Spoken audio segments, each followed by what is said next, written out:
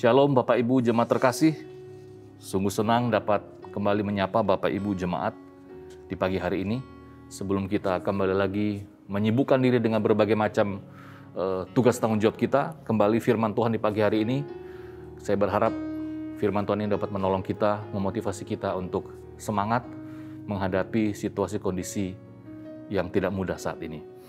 Firman Tuhan di pagi hari ini kembali akan menyambung apa yang sudah kita pikirkan bersama-sama di video sebelumnya.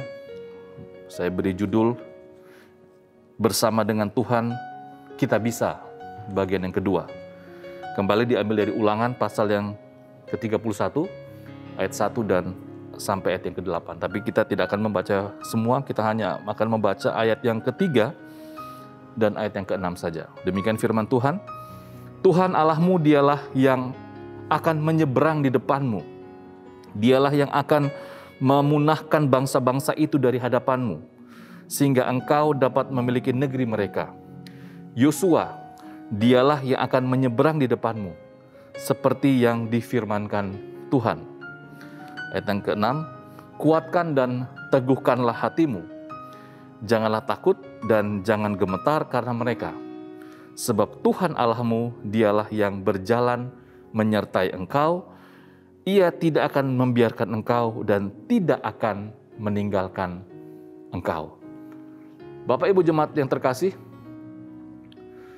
firman Tuhan di pagi hari ini kembali lagi ingin mengajak kita semua melihat ada beberapa perkataan yang tentunya akan membuat kita terus yakin.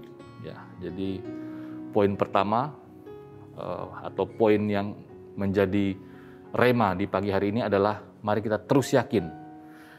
Kalau kita melihat di ayat yang ketiga dan ayat yang ke-6, di sana dikatakan ada perkataan jangan takut dan jangan gemetar karena mereka.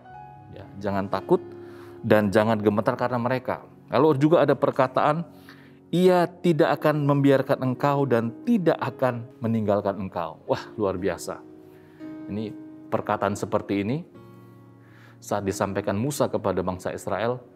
Tentunya perkataan ini membuat bangsa Israel yakin bahwa mereka saat menyeberangi sungai Yordan, pastilah Tuhan akan menjaga dan melindungi mereka. Tuhan tidak akan membiarkan mereka. Jadi, Bapak Ibu Saudara terkasih, firman Tuhan di pagi hari ini, tentunya saya berharap dapat meyakinkan kita untuk tetap melangkah, untuk tetap optimis, untuk tetap percaya, dan tentunya untuk tetap menyerahkan seluruh kehidupan kita kepada Tuhan tentunya. Bahwa sejak awal, kalau kita memperhatikan bagian firman Tuhan ini, Tuhan sudah menyatakan kasih dan penyertaannya sebenarnya.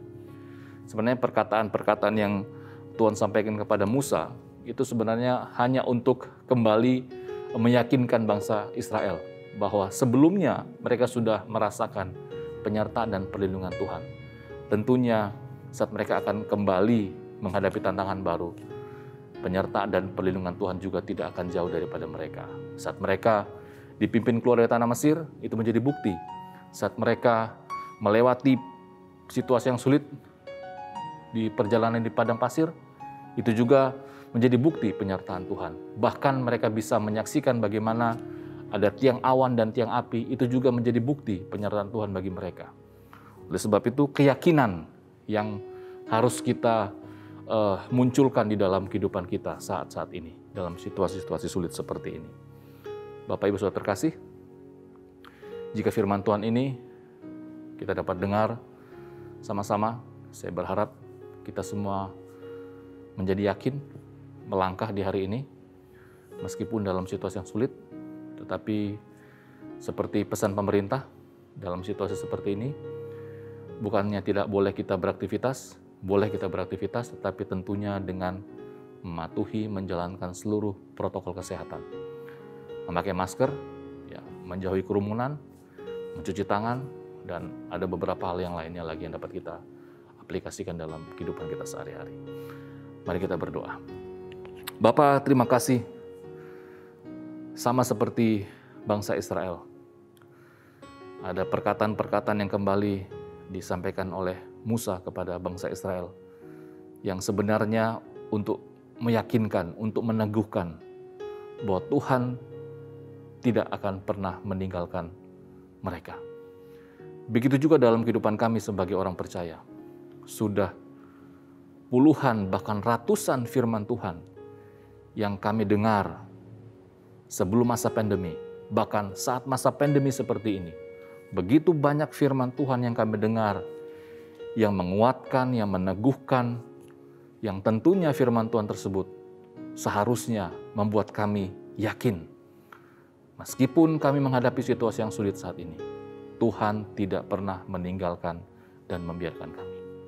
Terima kasih Bapa untuk firman Tuhan di pagi hari ini, yang tentunya akan meyakinkan kami bahwa Engkau adalah Allah Immanuel.